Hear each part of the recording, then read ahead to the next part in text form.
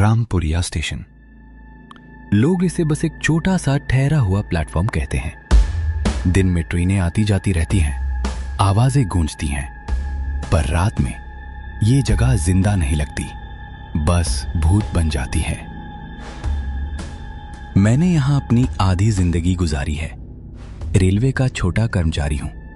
Ticket check करने, record रखने और कभी कभी पटरियों की निगरानी करने का काम करता हूं। लेकिन आज जो मैं तुम्हें बताने जा रहा हूं वो सिर्फ एक घटना नहीं, एक डरावनी सच्चाई है। और हां, इस कहानी में मैं अकेला नहीं हूं। मेरे साथ अर्जुन भी है, जो यहां काम करता था। मेरी ही तरह साधारण इंसान, लेकिन दिल से थोड़ा मजबूत। रात का समय था, गर्मी का मौसम, लेकिन अजीब सी ठंड हवा में घुली हुई थी। चारों तरफ सन्नाटा, बस पटरियों पर कभी कभार किसी पुराने लोहे के टुकड़े की खट की आवाज। स्टेशन की घड़ी टिक टिक करती रहती। कोई रोशनी नहीं, सिर्फ चांदनी थी जो प्लेटफॉर्म पर बिखर जाती। उस रात मेरी ड्यूटी थी। अर्जुन मेरे साथ ही था।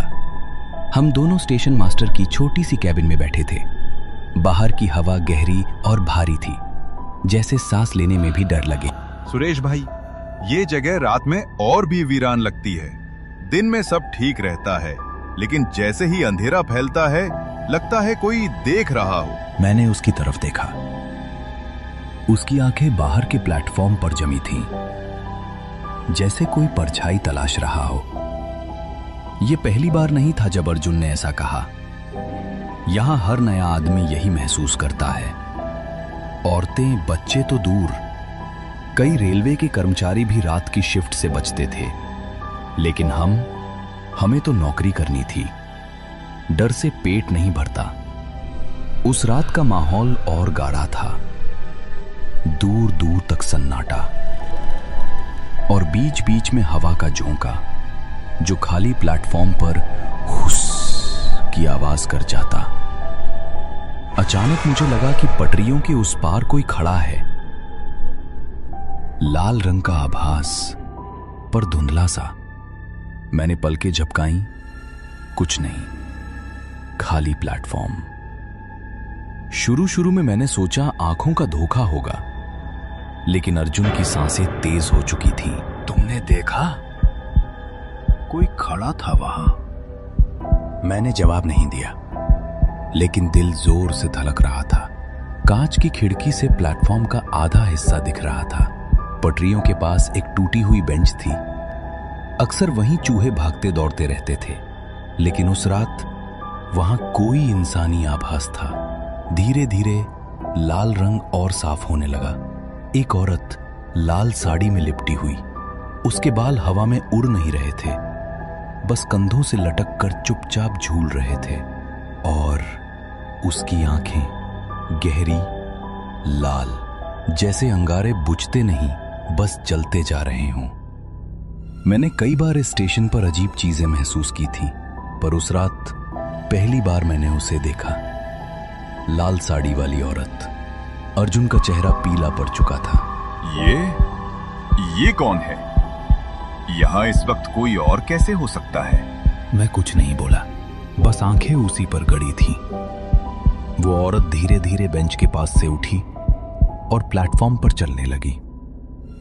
उसके कदमों की कोई आवाज नहीं थी, बस चुप्पी, इतनी गहरी कि कानों में गूंजने लगे। उसका हर कदम जैसे हमारे दिलों पर चोट कर रहा था। न कोई हड़बड़ी, न कोई डर, बस ठंडा सन्नाटा और उसकी लाल आंखें। हम दोनों हिल भी नहीं पा रहे थे। कैबिन की खिड़की के उस पार वो औरत सीधी हमारी तरफ देख रही थी, और अचानक वो रुक गई। उसकी नजरें सीधे मेरी आंखों में गड़ी। मेरे गले में जैसे किसी ने पत्थर रख दिया हो। सांस लेना मुश्किल हो गया। भाई, ये हमें ही देख रही है। वो औरत हल्की सी मुस्कुराई। एक मुस्कान जिसमें ना कोई खुशी थी, ना कोई इंसानियत, बस ठंडी, खौफनाक, तिरछी मुस्कान। उस मुस्कान में मैंने मौत की ठंडक देखी। प्लेटफॉर्म पर घड़ी टिक टिक करती रही। हमारी सांसें तेज होती गईं। फिर अचानक वो औरत मुड़ी और पटरियों की तरफ बढ़ने लगी, लेकिन उसके पांव जमीन को छू नहीं रहे थे। वो जैसे हवा पर सरक रही थी। मेरे रोंगटे खड़े हो गए। अर्जुन की आंखें फैल चुकी थीं। ये कोई इंसान नहीं थी, ये वही आत्मा थी जिसके बारे में फुसफुसाहटें थीं। कुछ ही देर में वो पटरियों पर उतर गई और धीरे धीरे धुंध में घुल गई। बस उसकी लाल आंखें आखिरी बार चमकीं और अंधेरे में गायब हो गईं। कैबिन के भीतर हम दोनों खामोश थे। ना कोई चीख, ना कोई आवाज, सिर्फ दिल की धड़कनें। ये औरत कौन थी सुरेश भाई? तुमने पहले कभी देखा है? मैंने गहरी सांस ली और उसके सवाल का जवाब सिर्फ एक भारी खामोशी थी। उस रात मैं पहली बार टूटा और अर्जुन वो सवालों में घिर गया। लेकिन असली डर तो अभी बाकी था। उस रात की घटना ने हम दोनों की सांसें खींच ली थी। लाल साड़ी वाली औरत की लाल आंखें अब भी मेरे दिमाग में चल रही थीं। लेकिन सबसे अजीब बात यह थी कि उसने कुछ कहा नहीं, बस देखा और गायब हो गई। पर उस नजर में इतना बोझ था कि नींद तो दूर, हम पलक भी झपका नहीं पा रहे थे। अर्जुन चुपचाप कुर्सी पर बैठा था। उसकी हथेलियां पसीने से भीगी हुई थी। उसकी आंखें बार बार खिड़की की तरफ उठ रही थी, जैसे उसे डर हो कि वो औरत फिर लौट आएगी। भाई, ये यहाँ क्यों आई थी? हमसे क्या चाहती है? मैंने उसकी तरफ देखा, लेकिन जवाब मेरे पास भी नहीं था। सिर्फ दिल में एक ही डर था, ये रात बहुत लंबी होने वाली थी। रामपुरिया स्टेशन पर कई बार कहानियां सुनी थी। लोग कहते थे इस जगह पर कोई आत्मा भटकती है, पर किसी ने खुलकर उसका जिक्र नहीं किया। शायद इसलिए क्योंकि जिसने भी उसके बारे में बोला वो ज्यादा दिन जिंदा नहीं रहा। रात के 2:30 बज रहे थे। हवा भारी हो चुकी थी। दूर कहीं कुत्ते भौंक रहे थे, लेकिन अचानक उनकी आवाज भी थम गई। सन्नाटा गहरा, इतना गहरा कि अपनी ही धड़कनें सुनाई दें। अचानक प्लेटफॉर्म पर कदमों जैसी हल्की आहट, लेकिन ये आहट इंसानी नहीं थी। ये जैसे किसी की साड़ी जमीन पर सरक रही हो। मैंने खिड़की से झांका।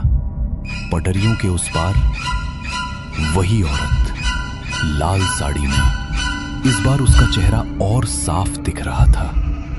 चेहरे पर दर्द की लकीरें, आंखों में खून सी लाल चमक। लेकिन सबसे डरावनी चीज थी, उसके होंठ हिल रहे थे, पर कोई आवाज नहीं निकल रही थी। उसकी खामोशी किसी चीख से ज्यादा डरावनी थी। अर्जुन ने भी उसे देख लिया। उसने कांपते हुए मेरी बाह पकड़ ली।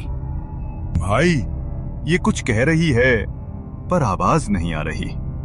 औरत वहीं खड़ी रही कुछ पल तक। फिर धीरे धीरे उसने अपने हाथ उठाए।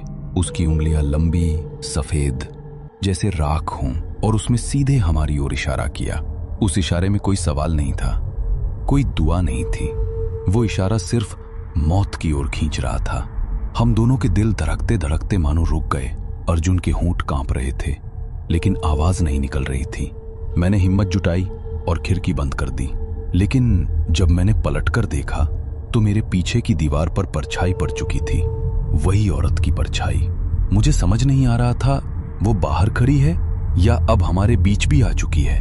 अचानक अर्जुन खड़ा हो गया। नहीं भाई, मैं यहां नहीं रह सकता। मैं बाहर जा रहा हूं। मैंने उसका हाथ पकड़ा। मैं जानता था बाहर जाना मतलब मौत को बुलाना, पर डर इंसान से क्या क्या नहीं करवाता। मैंने धीरे धीरे उसकी बाजू दबाई और कहा, बैठे रहो अर्जुन, बाहर गए तो लौटोगे नहीं। उसकी आंखें पागलों जैसी हो गई थी। लेकिन शायद मेरे शब्दों ने उसे थाम लिया। वो वापस कुर्सी पर ढह गया।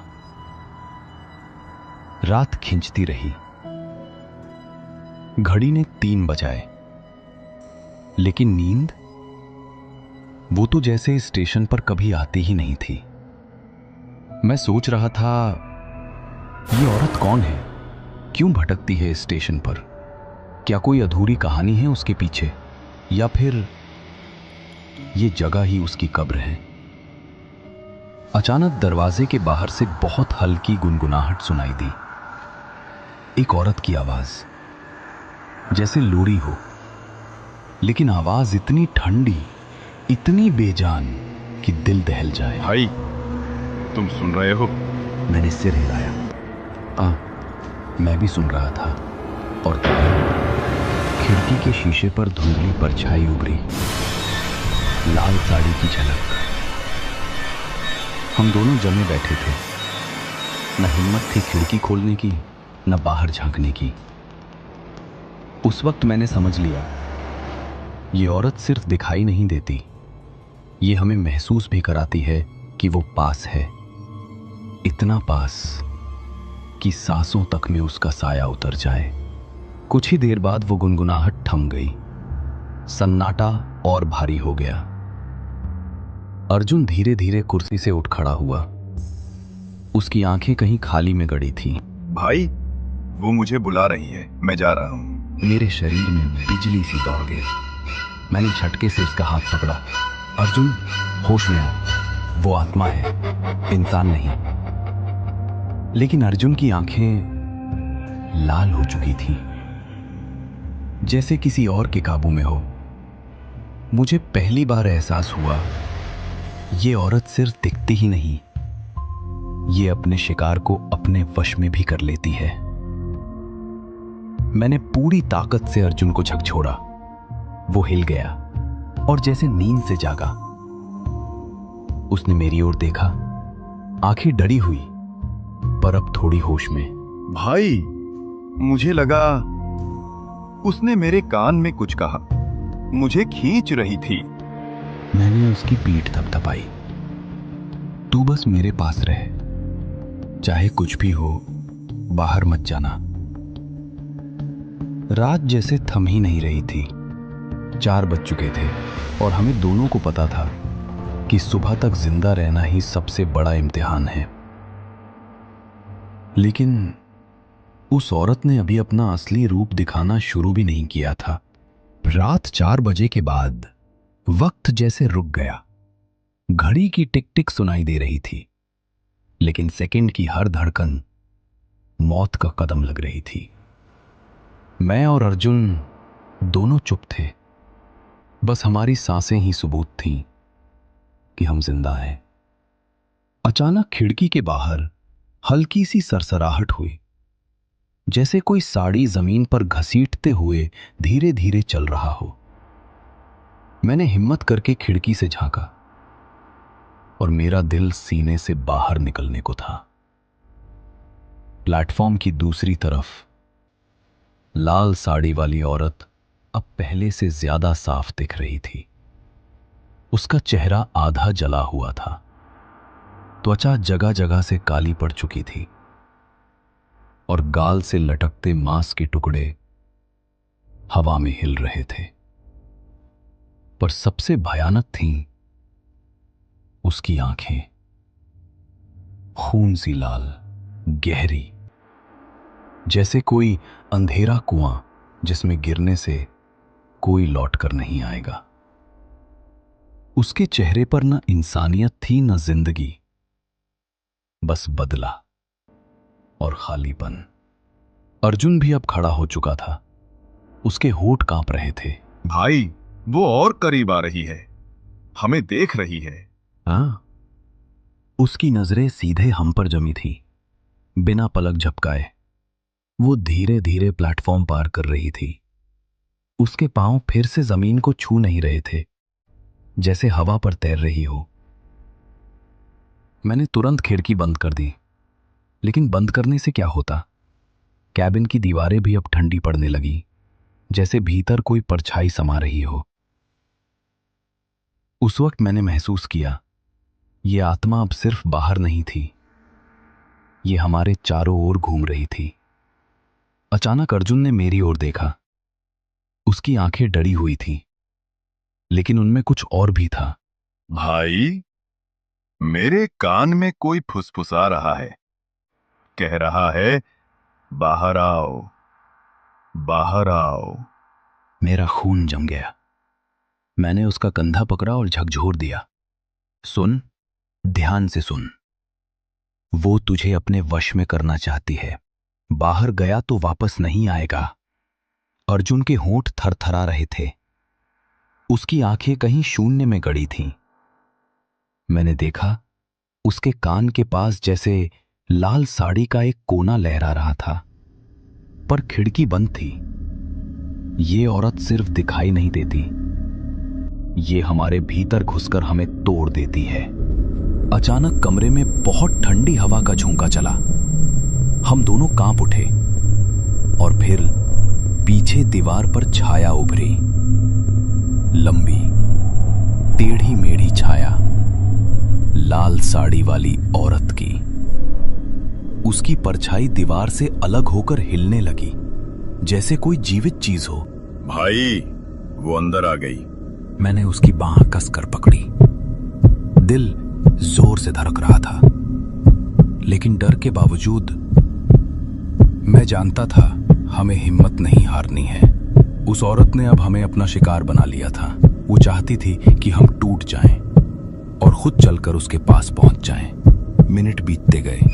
परछाई दीवार से हटकर छत तक फैल गई, कभी हमारे पीछे, कभी हमारे सामने। और तभी अचानक खिड़की का शीशा खुद ब खुद धुंधला हो गया।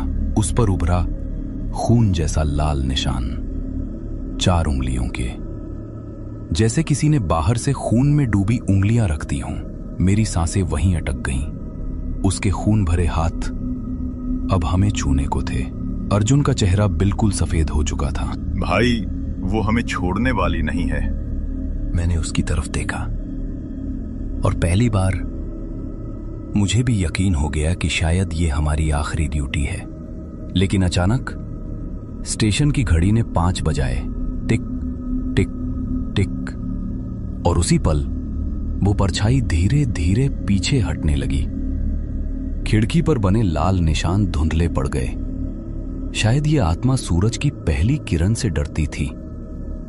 शायद इसलिए वो हर रात आती थी और भोर से पहले गायब हो जाती थी। हम दोनों वहीं बैठे रहे, थके, डरे, पसीने से तर। अर्जुन कांपते हुए बोला, भाई, ये औरत हमें क्यों सताती है? इसका क्या राज है? मैंने गहरी सांस ली।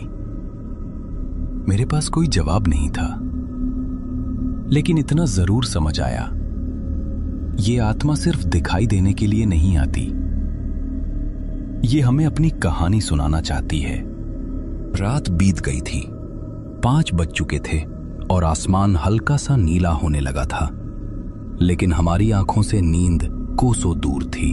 अर्जुन थरथराते हुए दीवार से टिक गया और मैं बस चुपचाप घड़ी की सुइयों को घूरता रहा। सुबह की हल्की रोशनी प्लेटफॉर्म पर फैली, पर उस रोशनी में भी स्टेशन वीरान था। कोई इंसान नहीं, कोई आवाज नहीं, लेकिन मेरे भीतर अब भी उसकी लाल आंखें जल रही थीं। अगली रात फिर ड्यूटी हमारी ही थी। मैं जानता था हम चाहे कितना भी भागें, ये औरत हमें नहीं छोड़ेगी। अब सवाल ये था कि आखिर वो चाहती क्या है। रात ढलते ही वही सन्नाटा लौट आया। घड़ी ने 10 बजाए। हवा फिर से ठंडी और भारी हो चुकी थी। अर्जुन मेरे पास आकर बैठा। उसकी आंखें डरी हुई थीं, लेकिन उनमें जिज्ञासा भी थी। भाई, हम हर रात यहाँ बैठकर मरने का इंतजार नहीं कर सकते। हमें जानना होगा ये कौन है। उसकी बात सही थी। डरते डरते जीने से अच्छा था सच जानना। मैंने तय किया, आज हम उसका पीछा करेंगे। जहां ये हमें ले जाएगी, वहीं से इसका राज खुलेगा। रात गहराती गई। घड़ी ने 12 बजाए और तभी प्लेटफॉर्म की तरफ वही साड़ी घसीटने की आवाज। हम दोनों खिड़की के पास गए। हां, वही लाल साड़ी वाली औरत। इस बार उसका चेहरा आधा जला हुआ, आंखें खून जैसी लाल और होठों पर वही ठंडी मुस्कान। वो धीरे धीरे पटरियों की ओर बढ़ी। हम दोनों चुपचाप उसके पीछे हो लिए।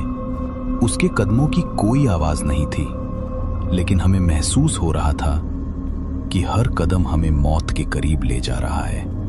वो पटरियों पर उतरकर स्टेशन के उस कोने की तरफ चली गई जहां सालों से कोई नहीं जाता था। वहां पटरियों के बगल में टूटी फूटी झाड़ियां और एक पुराना जंग खाया बोर्ड पड़ा था, जिस पर मुश्किल से लिखा था रामपुरिया जंक्शन। औरत उस जगह रुक गई। उसकी आंखें फिर से हमारी तरफ मुड़ी। फिर उसने धीरे धीरे हाथ उठाया और जमीन की तरफ इशारा किया। हमने झाड़ियों को हटाया। नीचे मिट्टी खोदी गई थी और वहीं से सड़े गले कपड़ों की गंध उठी। अंदर से हमें हड्डियां मिली और लाल साड़ी का फटा हुआ टुकड़ा। भाई, ये तो किसी औरत की लाश है। हाँ, हमने उस आत्मा की कब्र पाली थी। मेरी रूह कांप गई। उसकी लाश सालों से यहां दफन थी और उसकी आत्मा अब भी यहीं भटक रही थी। और तभी वो औरत जमीन पर झुक गई। उसकी लाल आंखों से खून जैसे आंसू टपकने लगे। वो अपनी ही कब्र की तरफ इशारा करती रही, मानो कह रही हो, मेरे साथ न्याय नहीं हुआ। अर्जुन ने कांपते हुए मेरी तरफ देखा। भाई, इसका मतलब इसकी मौत यहां हुई थी। मैंने सिर झुका लिया। हां, यही सच था। शायद वो ट्रेन के नीचे आई थी, या शायद किसी ने उसे यहां मार कर दफना दिया था। जो भी हुआ, उसकी आत्मा चैन से नहीं थी। अचानक वो औरत चीख पड़ी। उसकी चीख हवा में नहीं, सीधे हमारे सीने में गूंजी, इतनी भयानक कि दिल फट जाए। उसके बाल हवा में बिखर गए। चेहरा और ज्यादा डरावना हो गया। वो धीरे धीरे हमारे करीब आने लगी। भाई, ये हमें मार डालेगी। मैंने आंखें बंद कर ली। हिम्मत जुटाकर उसके सामने खड़ा हो गया। तू जो भी है, तेरी मौत जैसे भी हुई, हम तेरा सच सबको बताएंगे। तेरा राज दबा नहीं रहेगा। एक पल को उसकी आंखें थम गई। उसके चेहरे पर वो ठंडी मुस्कान गायब हो गई और फिर अचानक उसका शरीर धुंध में बदलने लगा। धीरे धीरे वो हवा में घुल गई। बस लाल साड़ी का एक कोना जमीन पर गिरा और राख बनकर उड़ गया। उस रात पहली बार उसने हमें नहीं मारा। उसकी आत्मा मानो थोड़ी हल्की हो गई थी, लेकिन उसका दर्द, उसका खौफ अब भी स्टेशन पर बाकी है। सुबह होते ही हम दोनों ने स्टेशन मास्टर को सब बताया, लेकिन उन्होंने सिर्फ इतना कहा, ये सब पहले भी कई बार सुना है, लेकिन कोई सबूत नहीं। तुम दोनों अपनी ड्यूटी करो। और तभी मैंने समझ लिया, रामपुरिया स्टेशन पर जो हुआ, जो दिखा, उसका गवाह सिर्फ हम दोनों हैं। बाकी दुनिया इसे बस कहानी मानेगी। आज भी जब रात होती है, प्लेटफॉर्म पर सन्नाटा छा जाता है। लोग कहते हैं कभी कभी वहां लाल साड़ी का कोना हवा में लहराता दिखता है, और अगर किसी की नजर उसकी आंखों से मिल जाए तो वो आत्मा फिर चैन से सोने नहीं देती। मैं हूं सुरेश। यह है मेरी कहानी रामपुरिया स्टेशन की। अगर तुम कभी उस प्लेटफॉर्म से गुजरो और हवा में लाल रंग चमके, तो पलटकर मत देखना, क्योंकि शायद वो औरत तुम्हें ही देख रही हो।